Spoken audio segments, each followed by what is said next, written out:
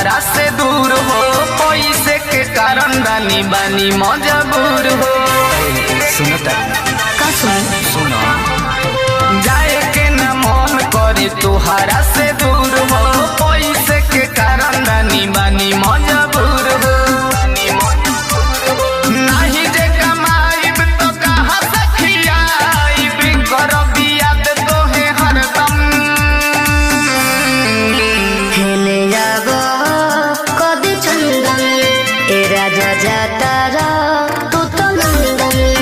हेले जागो कदी चंदन ए पिया जाता रा तू तो लंदन।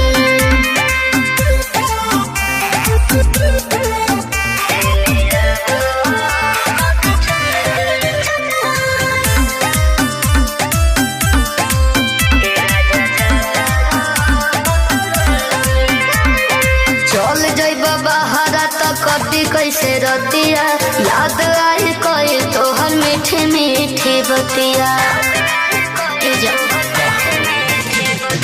इहे मजबूरी धनी हम के सतावत